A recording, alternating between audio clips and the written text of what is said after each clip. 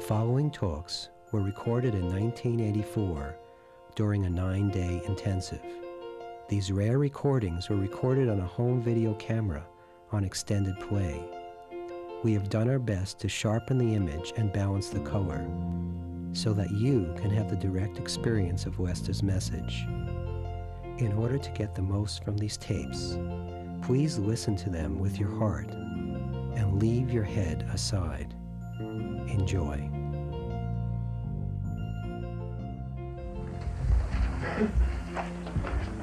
In a way that will help you identify better with that which you really are.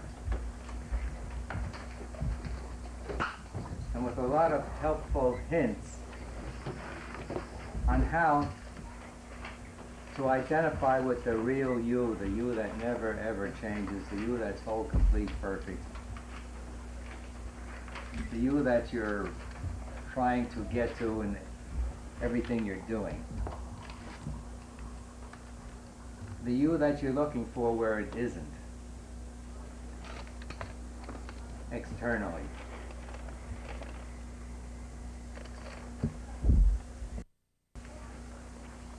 One reason why I say it's easy is because you're trying to find you.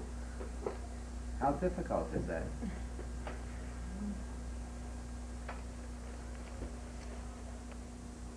Also, you're every moment experiencing the real you. Plus every moment looking away from it. But you can't help but experience the real you. When you say I, that's it. I am. It's the beingness that you are that is you.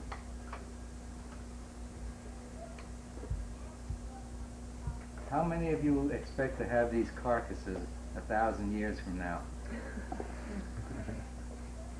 100 years from now? Even 50 years from now? We have one person. Marilyn will tell us all about it. Well, I'll be you and your age.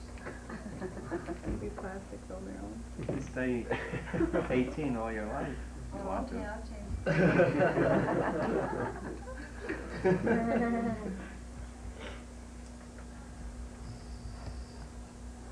And if you really love the body that much, you do it.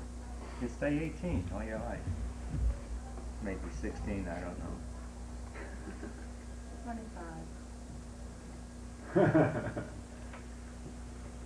But we should look toward the part that we really are. Bring it out. Identify with it. Make it part of our conscious living. I am I. Get the sense of only I am.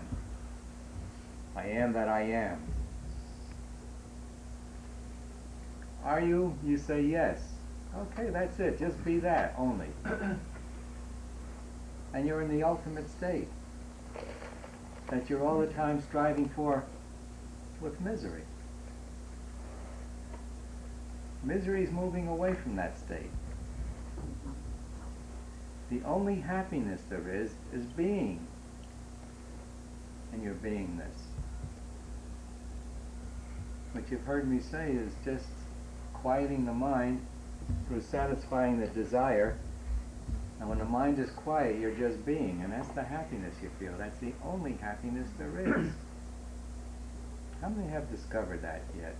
That there's only one single happiness. That's when you're being your beingness.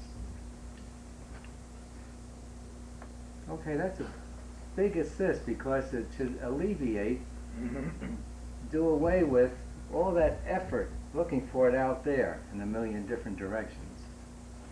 Now that doesn't stop you from doing what you're doing out there. It doesn't matter what you do. What matters is your attitude toward it, your understanding of it. But it sure makes life easier when you identify with your beingness. try to get yourself placed on the scale of where you are. It's good to see yourself objectively, which you're probably discovering with the TV. There's a double benefit you get from the skits. One is when you start, all your garbage, your emotions come up for releasing. And then when you watch it, it's entirely different, isn't it, when you watch it? Yeah. Because the first part is very subjective. It's me with all my pet garbage. And it's not what it looks like objectively. We don't see ourselves the way we really are. So when we come back and look at it, we want to hide, most of us, don't we? That's not me. I didn't do that. But you see yourself objectively, it helps you move into the points of garbage that you are very much avoiding. So when you identify as to where you are and you see it objectively, you can say, boy, I'm in the first step, or I'm in the 10th step. I've got to move.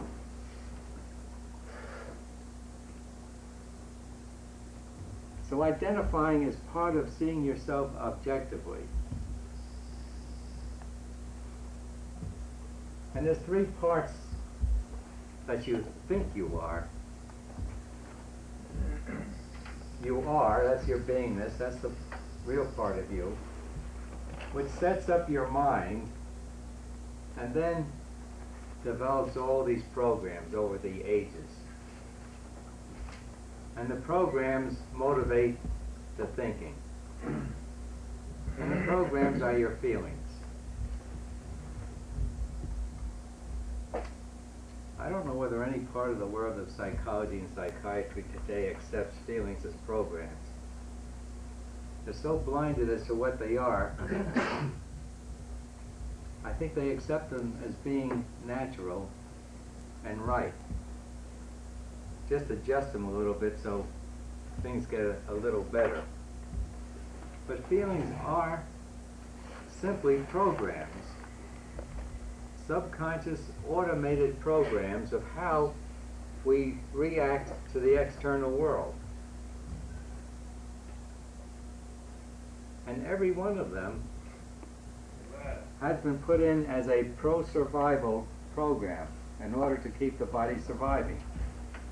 How many of you have seen that all these feelings are survival programs? Well, that's great. You'll get to see how silly it is when you're trying to survive a situation that you are eternal in. And that's what you're doing. You've got no choice. You're eternal. And all this struggle trying to survive. But wherein is the error? What are you trying to survive? The carcass. As I used to say, if you're driving around in a car, it's your case. It's got you closed in there. So has this car case.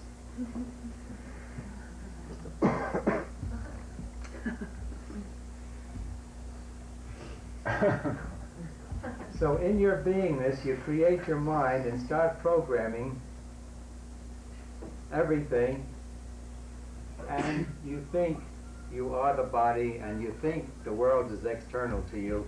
After you have created it, you let go of remembering that you created this whole thing. It's all created here in your mind. Change the picture mentally, and it instantly changes out there. Called a miracle.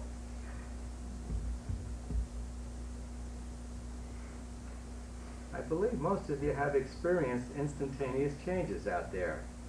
How many have experienced? What am I talking for? You know.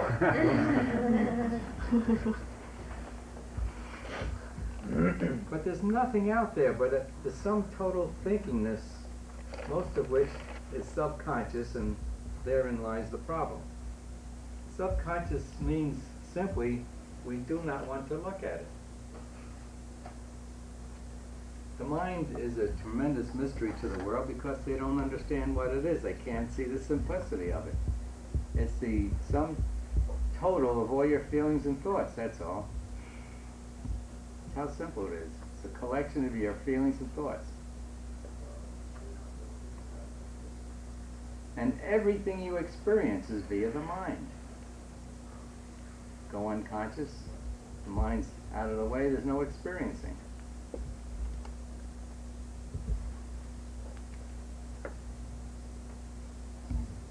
So try to identify where you are at.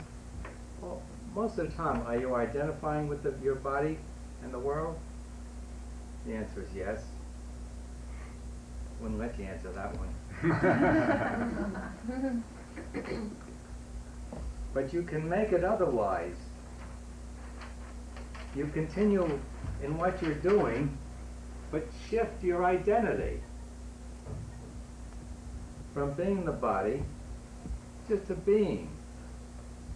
Identify with your beingness, and you just sit back and you watch the world go by.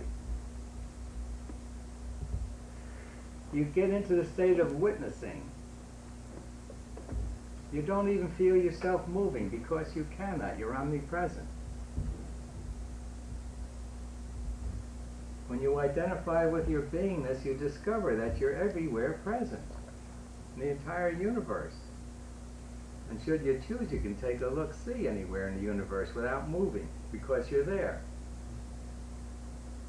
You don't even have to do astral travel. You're omnipresent. Astral travel is in the mind. Astral body, mind are almost one and the same thing.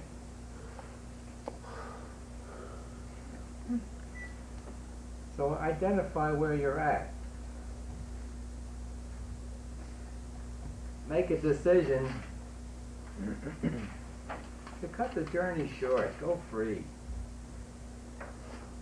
Why agony when you can be free?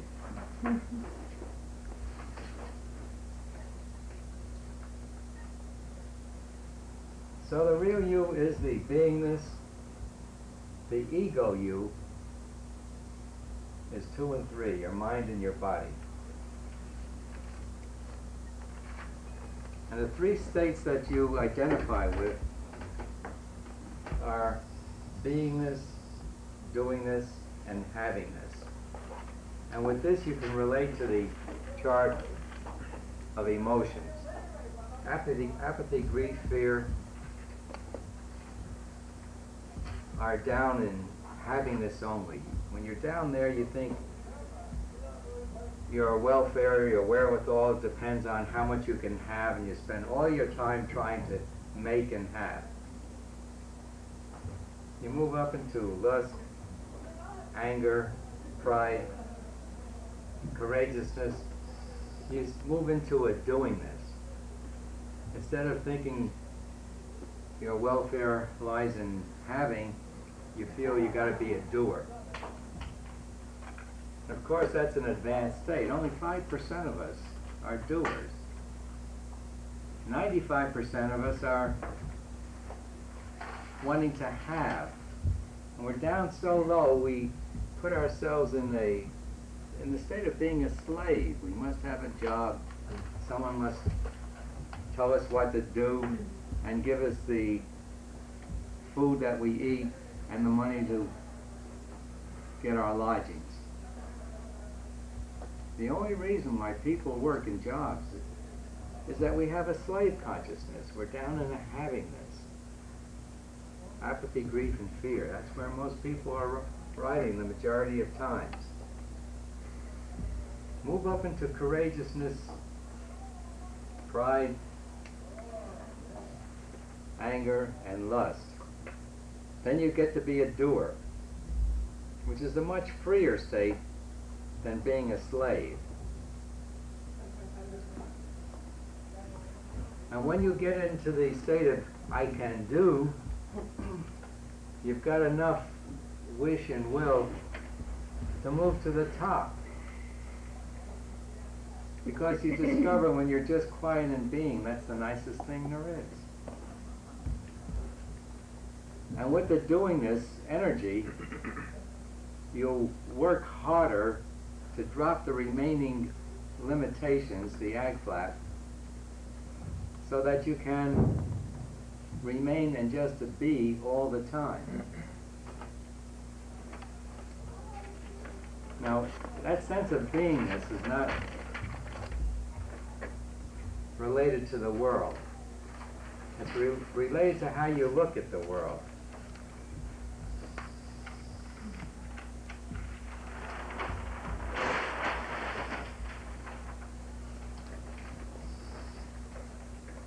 You watch the world go by. You watch yourself. You watch your own body moving around like you now watch other bodies. You'll see your body objective to you, like you see other bodies objective to you.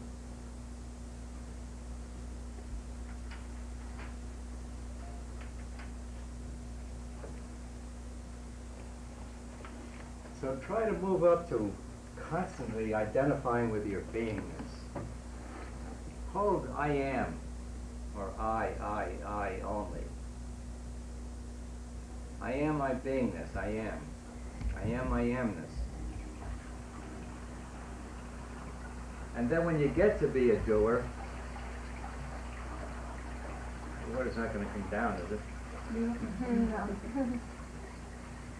When you get to be the doer, then try to see that you're not the doer. That all that is objective to you.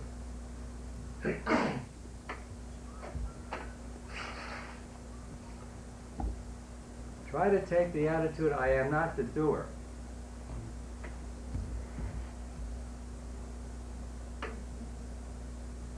And what happens there is you let go of the ego sense of doing and shift into allowing the higher power, or whatever you call it, to do it. In religion they say, let go, let God. Can he do it? Yeah, he can do everything. When you let go of your ego sense, you automatically move into your beingness.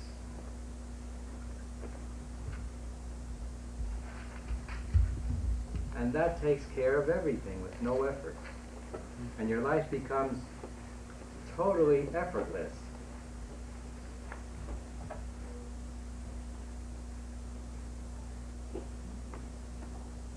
And start from taking all your happiness from you. Recognize that every joy you have is that nice, quiet place of just being, where your desires are out of the way.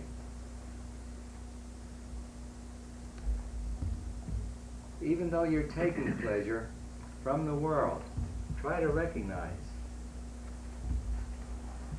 that that pleasure is you being you. Your mind is quiet.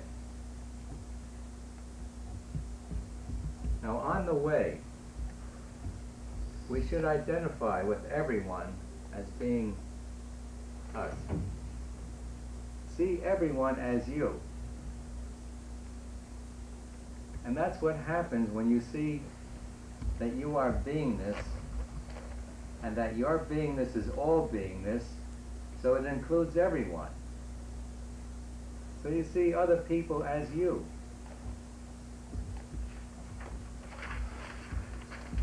Then try to identify with everything out there, every atom as you, because it's your making. And when you identify with it, you'll get to see that you created everything you're experiencing. It's all in your mind, all you're experiencing. It's all in your creative mechanism. Mind is only creative. Creates the thoughts that we hold in mind. And in the end, knowing means being. You can't get to know yourself. That's two things. I, knowing myself, I am myself. So the ultimate knowing drops away into being. All knowledge drops away into being.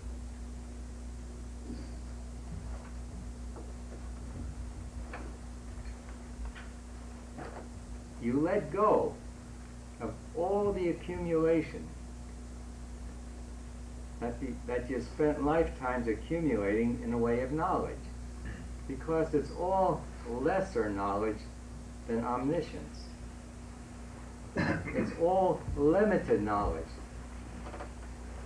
limited by the mind. And you let it go, and you discover your omniscience, your all-knowingness. After which you don't have to work hard thinking. There's no more thinking, you're knowing. And in knowingness, there's no thinkingness.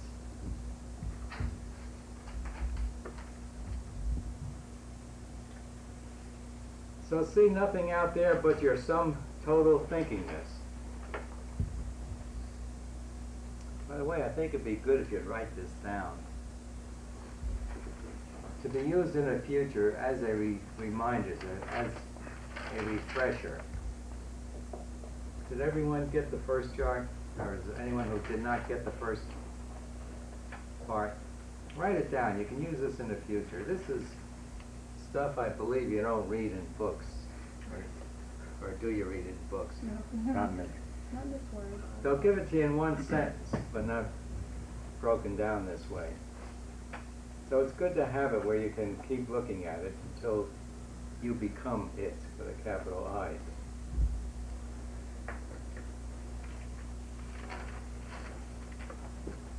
This is taking responsibility for everything that happens to you. What did I do to cause this awful thing?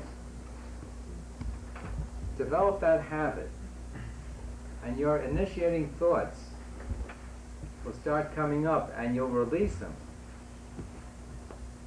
And so that negative happenings out there will stop. The less negative happenings, the more positive happenings, the quieter your life is, the easier it is to go on. If you're constantly being plagued by death facing you, it's difficult to release. But if your life is easy, you're in a better place to release. You're not so fearful of your programs anymore.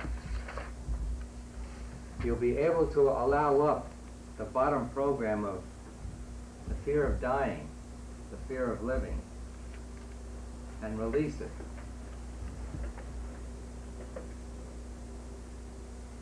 And when you continue this, see nothing out there but your sum total thinkingness, then you discover there is, in actuality, nothing out there but my beingness. Which reminds me of Vivekananda. He said, when you get to the end of the line, you discover there never was anything but I all alone.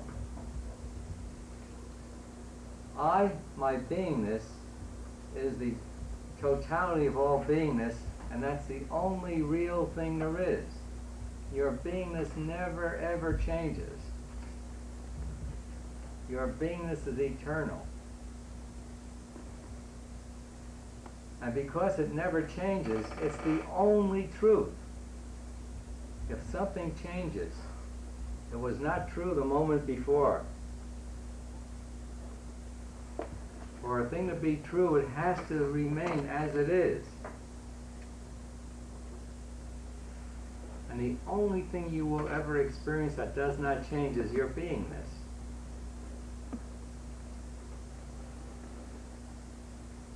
Which you are right now. Identify and move toward your beingness. And you reach the point where you begin to see no objectivity. Nothing's apart from me. There's nothing out there but my sum total thinkingness. You are me. Every atom in the universe is me, is what you will see as you identify with your beingness. Here we're trying to scratch for little pieces of it, and the totality of it is ours. It's our creation.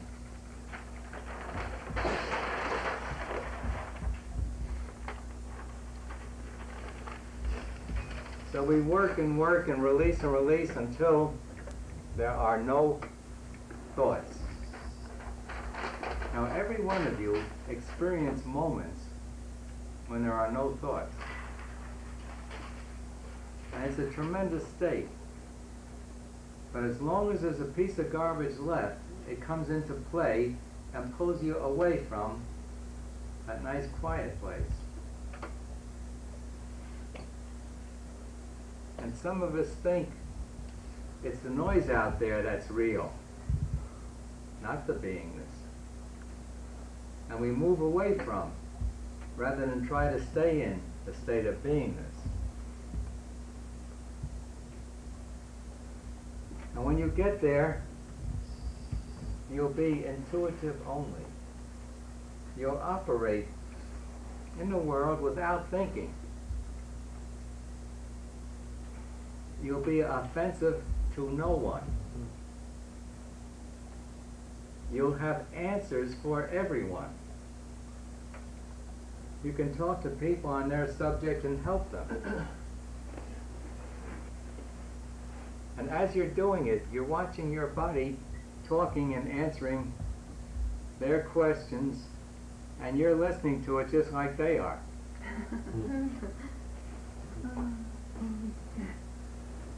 Sometimes you say, wow, that sounds good.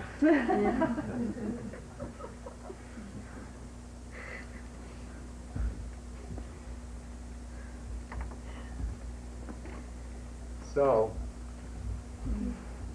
do not identify with your body and mind. What's left? Your beingness. Your isness. Your are-ness. Your amness. Your existence-ness. That's the part of you that's real, whole, complete, perfect, eternal. That's the part of you you're struggling to get to in everything you're doing. You'll never rest until you get there.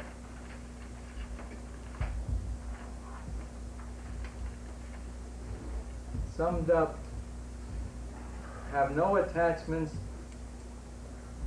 and no aversions, and you'll have everything. You'll have the all. The universe will be yours. Why? It's your universe. You created it. It was yours in the first place. And this is a little bait. Because you're wanting so many things, I'm telling you, you can have a piece of real estate, you can have the whole world, you can have all the other worlds, you can have the omniverse, if you release. Because it's your creation. You could duplicate and make two omniverses. But of course, when you get there, why do you want to carry that load on your back? You don't. You let it be. And you just remain identifying with your beingness, which is the greatest thing there is, barring none.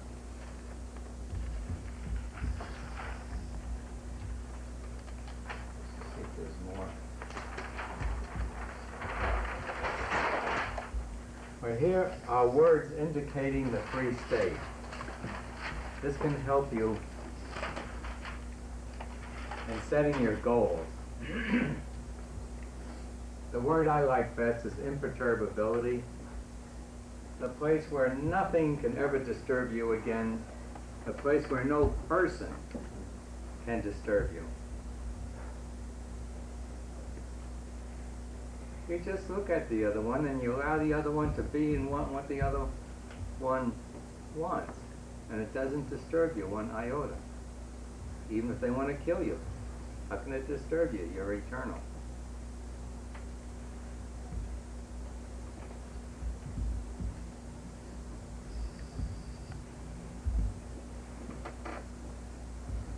The greatest disturber of everything,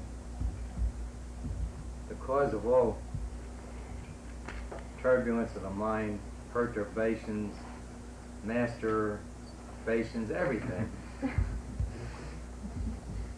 is desire. It just spins us into this tremendous swirl of what we're into. Aim for desirelessness. Aim to release all your desires.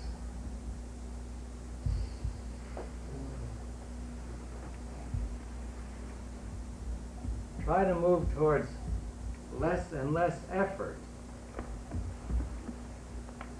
Now, of course, you've got to move up out of the having the state into the doing the state before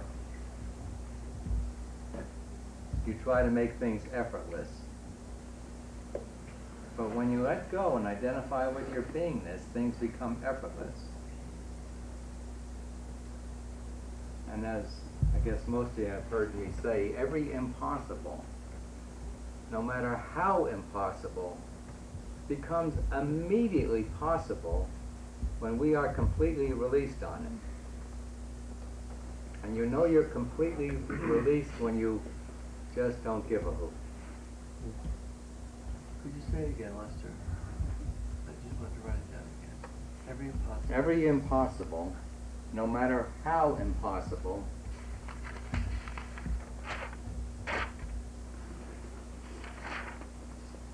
becomes immediately possible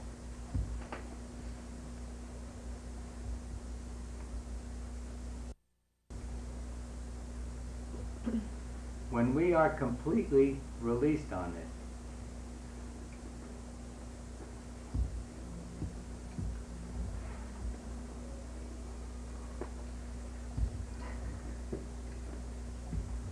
And you know you're completely released when you just don't give a hoot.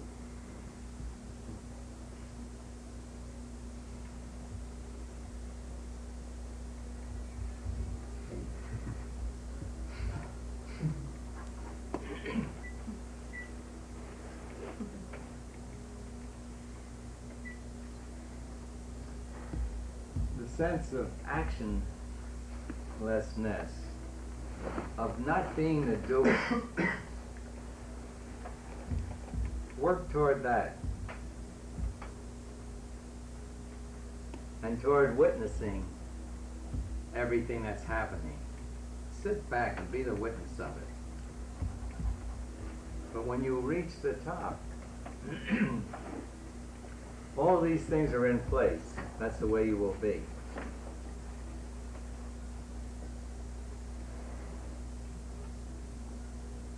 Those are the 5 words that I like best for the top state. You might have some other words you could add to it.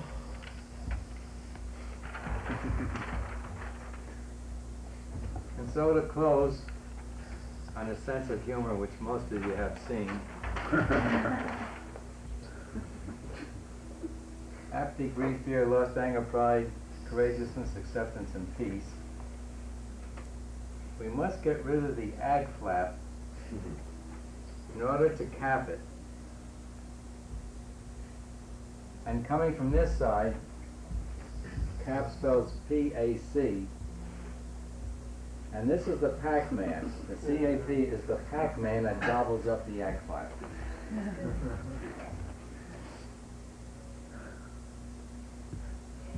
But you need to get up here to gobble that up completely. It's from the high points that you'll reach down into suppressed fear of dying. Allow it up so you can let it out.